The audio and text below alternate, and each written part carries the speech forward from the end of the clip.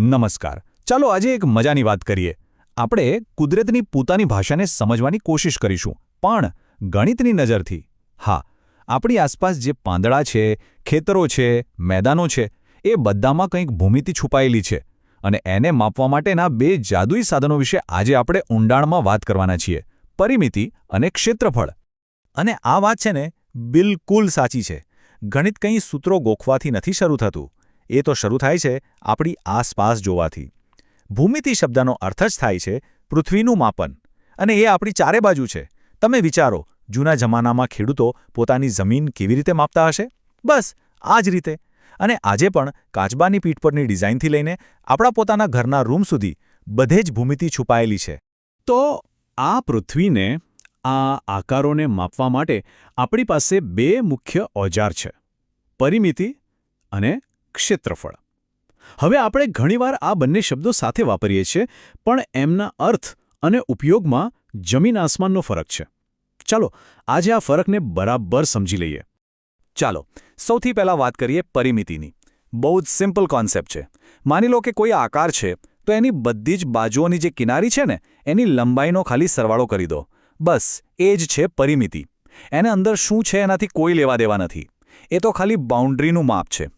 એકદમ સરળ શબ્દોમાં કહું ને, તો પરિમિતિ એટલે ખેતરની ફરતે વાડ કરવી. બસ આટલું યાદ રાખો. જ્યારે પણ કોઈ વસ્તુની ફરતે કશુંક કરવાનું હોય, ધારો કે કોઈ ખેતરની ફરતે વાડ બાંધવી છે કે પછી કોઈ ફોટો ફ્રેમની બોર્ડર બનાવવી છે, ત્યારે સમજવાનું કે વાત પરિમિતિની થઈ રહી છે. ઓકે, તો પરિમિતિ તો સમજાઈ ગઈ. હવે વાત કરીએ ક્ષેત્રફળની. જો પરિમિતિ ફક્ત બહારની બાઉન્ડ્રી હતી, તો ક્ષેત્રફળ એટલે એ બાઉન્ડ્રીની અંદરની આખી જગ્યા. કોઈ પણ આકાર સપાટી પર કેટલી જગ્યા રોકે છે એ માપ એટલે ક્ષેત્રફળ. ચાલો પહેલા ખેતરવાળા ઉદાહરણ પર પાછા જઈએ. ખેતરની ફરતે વાડ કરી એ હતી પરિમિતિ. પણ હવે એ જ ખેતરની અંદર પાક વાવવો હોય તો, અથવા તો કોઈ ઓરડામાં ટાઇલ્સ લગાવવી હોય તો, ત્યારે આપણે અંદરની આખી જગ્યાનું માપ લેવું પડે, બરાબર? બસ એ જ માપને કહેવાય ક્ષેત્રફળ. તો જુઓ, પરિમિતિ એટલે કિનારીનું માપ, જ્યારે ક્ષેત્રફળ એટલે અંદર રોકેલી જગ્યા. વાડ કરવી એ પરિમિતિ અને લાદી નાખવી એ ક્ષેત્રફળ. અને હા, એક મોટો ફરક એમના એકમમાં પણ છે. પરિમિતિ તો લંબાઈ છે, એટલે એને આપણે મીટર કે સેન્ટીમીટરમાં માપીએ. પણ ક્ષેત્રફળ તો જગ્યા છે, એટલે એનો એકમ હંમેશા ચોરસ મીટર અથવા ચોરસ સેન્ટીમીટર હોય છે. આ નાની પણ બહુ જ અગત્યની વાત છે, ખાસ યાદ રાખવા જેવી. ચાલો, તો હવે ફરક તો સમજાઈ ગયો, પણ ગણતરી કેમ કરવી એના માટે આપણે ચોરસ અને લંબચોરસ જેવા સૌથી કોમન આકારોના સૂત્રો પર એક નજર નાખી લઈએ. સૌથી પહેલાં લઈએ ચોરસને. એવો આકાર જેની ચારે બાજુઓનું માપ બિલકુલ સરખું હોય. ચોરસના સૂત્રો તો સાવ સહેલા છે. જુઓ, પરિમિતિ શોધવી હોય તો ચારે બાજુ સરખી છે, એટલે બસ એક બાજુની લંબાઈને 4 વડે ગુણી નાખો, એટલે કે 4 ગુણ્યા લંબાઈ. અને ક્ષેત્રફળ? એ તો એનાથી પણ સહેલું. લંબાઈ ગુણ્યા લંબાઈ, એટલે કે L². ઓકે, ચોરસ પછી આવે છે લંબચોરસ. આમાં બધી બાજુઓ સરખી નથી હોતી, પણ સામસામેની બાજુઓ સરખી હોય છે. હવે લંબચોરસમાં 2 માપ હોય, એક લંબાઈ અને એક પહોળાઈ. તો એની પરિમિતિ કેવી રીતે શોધવાની? બહુ સિમ્પલ. લંબાઈ અને પહોળાઈનો સરવાળો કરો અને એને 2 વડે ગુણી નાખો. અને ક્ષેત્રફળ? એ તો ખાલી લંબાઈ ગુણ્યા પહોળાઈ. બસ આટલું જ. ચાલો ભાઈ, સૂત્રો તો જોઈ લીધા, પણ ખાલી થિયરીથી શું થાય? હવે આ સૂત્રોને અસલ જીવનના દાખલામાં વાપરીને જોઈએ. હવે પ્રેક્ટિકલનો ટાઈમ છે. તો અહીં એક સવાલ છે. માની લો કે એક ઓરડો છે જેની લંબાઈ 4 મીટર છે અને પહોળાઈ 3.5 મીટર. હવે એના ભોંયતળિયા પર શેતરંજી પાથરવી છે. તો કેટલી શેતરંજી જોઈશે? હવે વિચારો. અહીંયા આપણે પેલી વાડવાળી વાત કરી રહ્યા છે કે લાદીવાળી? બરાબર.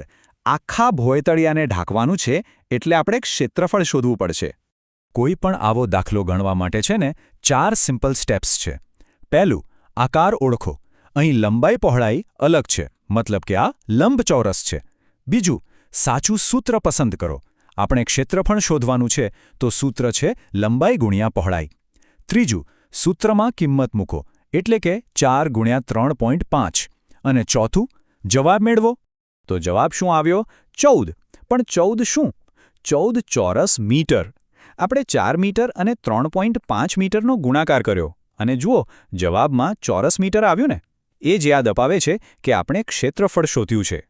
ચાલો એક બીજું ઉદાહરણ જોઈએ જે પાઠ્યપુસ્તકમાંથી છે.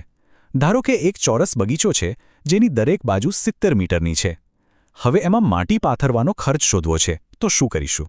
સૌથી પહેલાં તો બગીચાની અંદરની જગ્યા શોધવી પડે એટલે કે ક્ષેત્રફળ.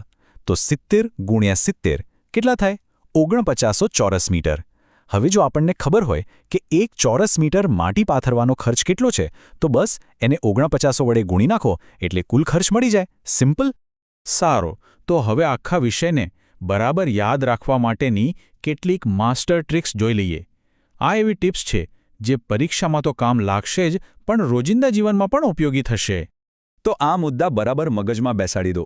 પહેલું, જો સવાલમાં વાડ કે દિવાલનો ખર્ચ પૂછ્યો હોય તો આંખ બંધ કરીને પરિમિતિ શોધી લેવાની. બીજું, જો લાદી, રંગ કે પાકનો ખર્ચ પૂછ્યો હોય તો હંમેશા ક્ષેત્રફળ શોધવાનું.